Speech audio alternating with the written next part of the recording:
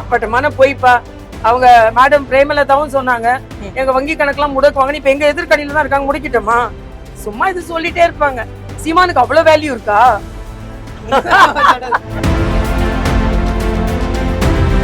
இப்பதான் கேள்விப்பட்டேன், கொளத்தூர்ல road show நடத்துறாங்க. ரோட் ஷோக்கள் தமிழகத்திற்கானது அல்ல என்று சொன்ன ஸ்டாலின் எல்லாத்தையும் ஸ்டிக்கர் ஒட்டினாரு. ரோட் ஷோவையும் ஸ்டிக்கர் ஒட்டிக்கிட்டாரு, அவ்வளவுதான். அதாவது ஸ்டிக்கர் ஸ்டாலின் பேர் வச்சிருக்கேன் அவருக்கு. தமிழகத்துல பாஜக எவ்வளவு தொகுதிகளை கைப்பற்றும் நீங்க நினைக்கிறீங்க?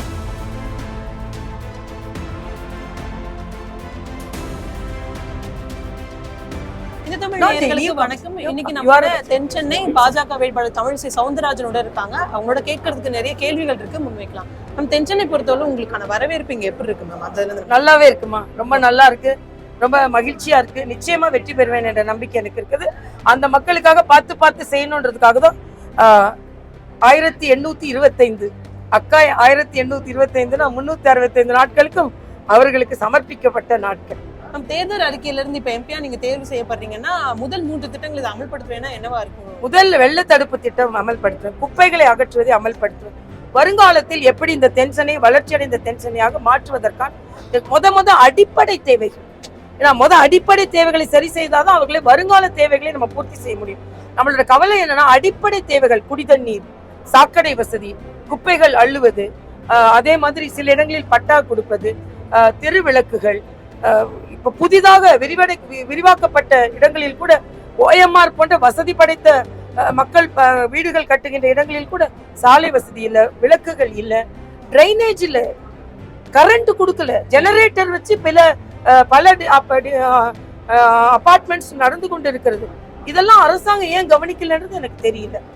நம்ம இப்ப உங்களுக்கு எதிரில களத்துல நிக்கிறது திமுக ஆகட்டும் இல்ல அதிமுக, 2 பேருமே முன்னாடி எம்பி இருந்தவங்க, இப்ப சிட்டிங் எம்பியாவும் இருக்காங்க. அவங்களை நீங்க எப்படி எதிர்கொள்றீங்க? அவங்க எப்படியான பிரச்சாரத்தை முன்வைக்கிறாங்க? அவங்க முன்னாள் எம்பியா இருக்க வேண்டியதுதான், 2 பேருமே முன்னாள் எம்பி ஆக வேண்டியதுதான். ஏன்னா இந்நாள் எம்பியா இருந்து ஒண்ணுமே செய்யலையே. தமிழிசை தங்கபாண்டியன் அவங்க மழை காலத்துல வரல, மக்களோட நிக்கல. ஒரே ஒரு வாட்டி இந்த தொகுதியை சுற்றுப்பயணம் செய்திருக்காங்களான்னு கூட எனக்கு தெரியாது. ஓட்டு கேட்க வந்தாங்க, நான் அந்த மக்கள் எப்படி இருக்காங்கன்னு ஒரு வாட்டி இந்த தொகுதியை சுற்றுப்பயணம் செஞ்சாங்களான்னு எனக்கு தெரியாது. அதே மாதிரி தம்பி ஜெயவர்தன் அவரும் அதுக்கு முன்னால இருந்தாரு. அப்புறம் வெள்ளத்துல அவர் என்ன பண்ணாரு, எவ்வளவு நாள் பணியாற்றினாரு, சில தவறான கருத்துக்களை வேற சொல்றாரு. ESI மருத்துவமனை அவரு கொண்டு வந்தாருன்னு சொல்றாரு. நாங்க அதுக்கு போராடினோம், நாராயணுக்கெல்லாம் தெரியும், நாங்க எல்லாமே உண்ணாவிரதம் இருந்தோம். அதே மாதிரி சிப்பெட், அதுக்கும் அதை டெல்லிக்கு மாத்தாம இருக்கிறதுக்கு நாங்க தான் காரணம். அதெல்லாம் அவர் எடுக்கிறாரு. அவர் யங்ஸ்டர், அது வேற விஷயம். ஆனா என்ன பொறுத்த மட்டும் 2 பேருமே தொகுதிக்கு வேண்டியதை செய்யவில்லை என்பது எனக்கு மேம். அதே மாதிரி திமுக ஆகட்டும் அதிமுக 2 பேருமே எங்க 2 கட்சிகளுக்கு தான் போட்டி, இங்கேனாலும் சரி தமிழகம் முழுவதுமே. பாஜக இல்ல அப்படிங்கிற மாதிரியான வாதத்தை முன்வைக்கிறாங்க. அது நீங்க எப்படி? அவங்க 2 கட்சிக்கு போட்டி, 2வது இடத்துக்கு, நாங்க முதல் இடத்துக்கு வரலாம். ஏன்னா எப்பவுமே இவங்களே ஆட்சி செய்யணும் இல்ல. மக்கள் இப்பொழுது மாற்றத்தை விரும்புகிறார்கள், அந்த மாற்றத்தை கொடுப்பவர்களாக நாங்கள் இருக்கிறோம். நிச்சயமாக மக்களுக்கு மாற்றம் தருவோம்.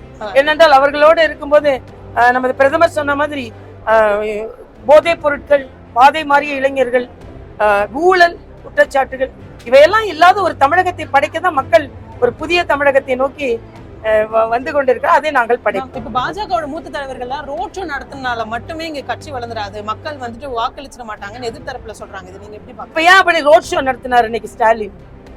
இப்பதான் கேள்விப்பட்டேன், கொளத்தூர்ல ரோட் ஷோ நடத்துறாங்க. ரோட் ஷோக்கள் தமிழகத்திற்கானது அல்ல என்று சொன்ன ஸ்டாலின் எல்லாத்தையும் ஸ்டிக்கர் ஒட்டினாரு. ரோட் ஷோவையும் ஸ்டிக்கர் ஒட்டிக்கிட்டாரு, அவ்வளவுதான். அதாவது ஸ்டிக்கர் ஸ்டாலின் பேர் வச்சிருக்கேன் அவருக்கு. தமிழகத்துல பாஜக எவ்வளவு தொகுதிகளை கைப்பற்றும் நீங்க நினைக்கிறீங்க? நிறைய தொகுதிகள் கைப்பற்றும், எண்ணிக்கை சொல்ல முடியாது, எண்ணற்ற தொகுதிகளை மேம். அதே மாதிரி சீமான் அவர்கள் பாஜக கூட்டணியில இணைய என்கிட்ட பேச்சுவார்த்தை நடத்தினாங்கன்னு ஒரு தொகையெல்லாம் கூட சொன்னாரு. அதை பத்தி உங்களோட கருத்து? அப்பட்டமான போய்ப்பா. அவங்க மேடம் பிரேமலதாவும் சொன்னாங்க, எங்க வங்கி கணக்கெல்லாம் முடக்குவாங்க. இப்ப எங்க எதிர்கணியில தான் இருக்காங்க, முடிக்கிட்டோமா? சும்மா இது சொல்லிட்டே இருப்பாங்க. சீமானுக்கு அவ்வளவு வேல்யூ இருக்கா? அதே மாதிரி இறுதி ஒரு கேள்வி, தேர்தல் அறிக்கையை பொறுத்தவரையிலும் பாஜக வெளியிட்ட தேர்தல் அறிக்கையை விமர்சனம் முன்வைக்கிறாங்க, நீங்க எப்படி பாக்குறீங்க? அதே மாதிரி காங்கிரஸ் ஆமா ஆமா ஆமா அது சொல்லு. அப்படியா? அதான் மாத்தி வாங்கி தப்பு பண்ணிருக்காங்க, பொய் சொல்லிருக்காங்க, எங்க மேல கேஸ் போட்டாங்க, ஸ்டாலின் மேல கேஸ் போட வேண்டியதானே.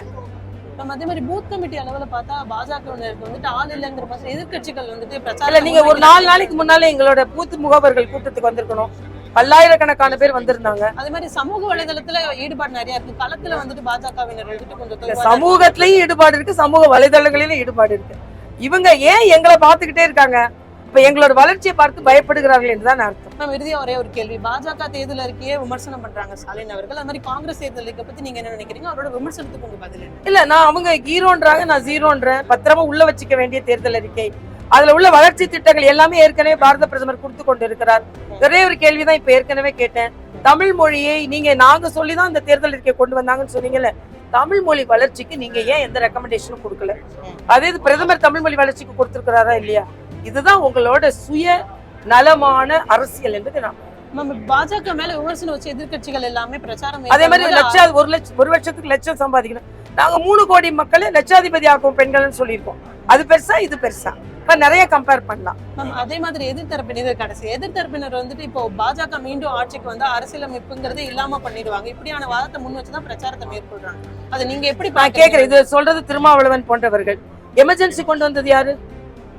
ஜனநாயகத்தின் குரல் வலை நெரிக்கப்பட்டு தேர்தல் அரசியலே கூடாது என்று சொன்ன காங்கிரஸ்ல கூட்டணி வச்சுக்கொண்டு ஜனநாயக முறைப்படி காஷ்மீர்ல கூட தேர்தல் நடத்த வேண்டும் என்று நினைக்கின்ற கட்சியை பார்த்து அவர்கள் குற்றம் சொன்னால் அதை மக்கள் ஒப்புக்கொள்ள மாட்டார்கள். நன்றி.